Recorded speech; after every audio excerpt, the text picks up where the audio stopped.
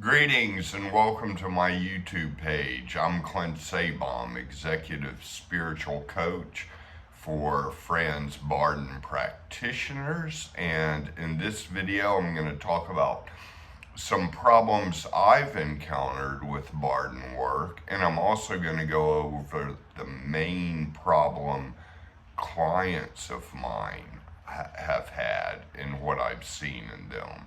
But before I do that, I want to let you all know I do have an online course on emotional release and the Sedona method, which is basically a system of releasing emotions and being able to rest in the spaciousness, in the emptiness, in the akasha, and resting in God after emotionally releasing. And that's available in the show notes below this video.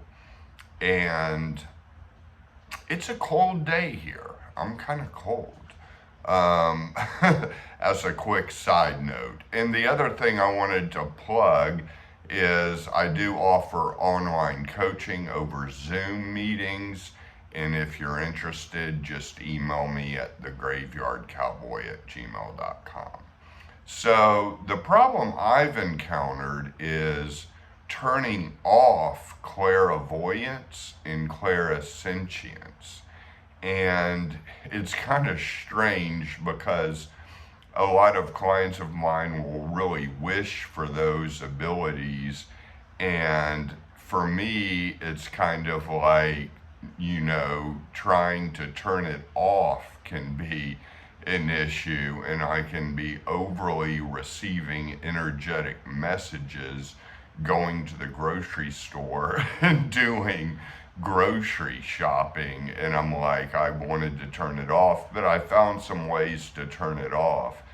And in step 7, Bardon goes over, this problem.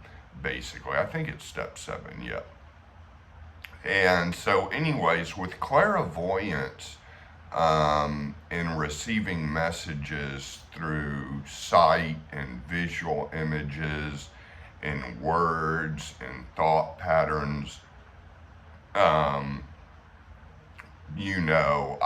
can overly receive those and know things.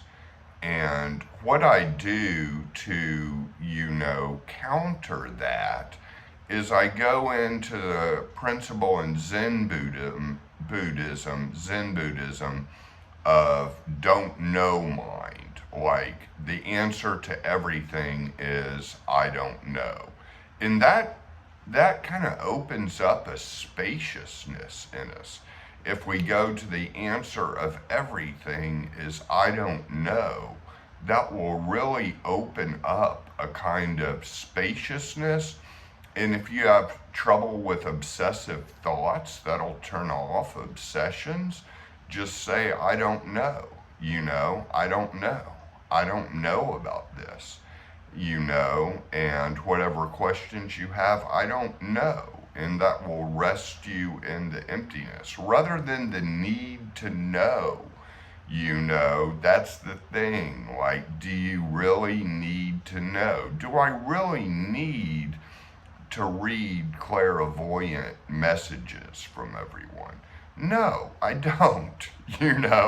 I just don't, and in a sense it's a little invasive, not an invasiveness I'm actively trying to do, but an invasiveness that's just happening. So turning it off with the answer to everything is I don't know. The other thing is with clairsentience and feeling energies in places and energies in people. And, obviously you can avoid places that have bad energy and not feel them. You can avoid people that have bad energy and you're not going to feel it. Just the practical matter of distancing yourself and surrounding yourself with good friends and good dwelling spaces is basically this thing. And you know, for instance, y'all in the US, like, you know, there's certain stores that I'll feel bad energy in. And I can just not go to those stores and try to find what I'm looking for in a different store, you know. But the thing with clairsentience is sometimes, you know, I'm going to feel stuff from people. And two ways to kind of shield against that is one, kind of picture a glass wall in front of me, in a glass wall between me and other people. And I won't really feel the energy as much, like a solid glass, like an impenetrable glass, but glass that I can see through, and kind of picture that all around me and not feel energies of people that way. Because sometimes you're just in a group situation where there's going to be some bad energy, and there's going to be people that kind of just show up in your energetic field that have bad energy. I mean, that's just going to happen if you're active in life. Especially at work, you know, like some people are going to have jobs with people that have bad energy. And if you need to talk to those people, well, picture that glass wall all around you, and that can very much be a powerful practice. And that's helped me. The other thing that helps me is just a silent no. You know, any bad energy that I'm taking on from a person, just no, shield with just a solid no, I don't want it, a no, a deflection. And so that's something that has really helped. And so I hope that's helpful for people out there. You know, the thing is, a lot of people really wish for these psychic abilities, but a few things about psychic abilities, like psychics are not omniscient. They're not God, you know, and I'm not omniscient. You know, the best psychic that's ever lived, in my opinion, was Ingo Swann, who worked in the CIA Project Stargate. And he hit about 35-40% of the time with like remote viewing and getting psychic stuff. And that was the best percentage. So, I mean, if you ever go to someone for a psychic reading, expect 40%. I can keep my psychic readings. I'll do psychic readings. I do them. I've worked as a psychic, and, you know, but I will keep them, you know, like I'm reading the energy, but I won't try to go into too much specifics necessarily, or specifics that are just reading the situation. You know, Ingo Swann was trying to find, like, you know, objects in other states and kind of locate where they were. And he had 40% of that. I mean, that's pretty good. So he passed fairly recently, but what a great, beautiful man he was. So yeah, that's the thing with psychic abilities, and you may have trouble turning them off like me. So it's kind of like that thing, be careful what you wish for, you know. And another thing about these Bardon abilities, like, none of these I see as supernatural abilities. I just kind of see this as the way the universe works. And you already have all of the abilities, and you're really just kind of activating them, you know, but it's really just the way each human being and sentient beings, you know, everywhere all the time operate. And Bardon's just a way to kind of activate it and hone it and bring it to life.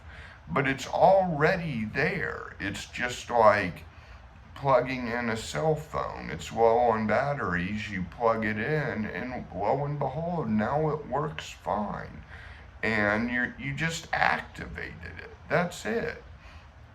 And that's kind of the way I see Bardon work. So I don't see any of this as so, incredible. I think the mistake that can be made, that I made, that I know other people have made, is putting this Bardon work on this huge pedestal and making it something so big, and the reality is this is not supernatural work. This is just the way the universe operates. That's it. And that's much more palatable and edible and doable. So, yeah. So enough on that. The main problem I've seen with clients is they're usually doing better than they think they are with Bardon work. They'll come to me stuck, worried about all these things, and really that's kind of the benefit of coaching, to have someone to bounce things off with. But a lot of people that start Bardon work usually have a strong intuition already, usually have some strong empathy or strong willpower or both, and that's what I've basically seen, that they're doing a lot better than they think they are, and they're pretty much on track. The hardest thing about Bardon, and this in my opinion is the hardest thing, doing it every day, doing the practices every day, and finding the free time to do it. Finding the free time to do it, and doing the practices, and doing them every day. That's the hardest thing about this. And if you need encouragement and motivation, well, I'm here. I'm here for coaching. But, that's basically the thing. And I wouldn't say Bardon work is necessarily hard. I'd say it just takes time. And it usually takes a longer time than people want. And that, to kind of accept that is the thing. But you've got plenty of years left in you. Even if you die a little early at 65 and you start Bardon at age 40, take 5 years to do Bardon. You've got enough time. There's enough time in life to go through all 10 steps. It's just every day finding the free time and doing the practices every day. And that's the crux of the matter, basically, in my opinion. And so that can be an issue. Now, if you want to get through it real fast and just check off boxes, yeah, it's going to be hard and it's going to be frustrating, and you may do it for a while and then give up, But if you've got plenty of time, if you just enjoy the process, if you realize that this is fun, this is exciting stuff, this is beautiful, beautiful work, and you just want to enjoy the process, I think from that perspective, your chances of success are so much greater. So I hope you all got something out of this video. I send you many blessings. And again, my online course and my email for coaching are in the show notes beneath this episode. And hang in there, brothers and sisters. Keep doing the work every day. All right. Take care.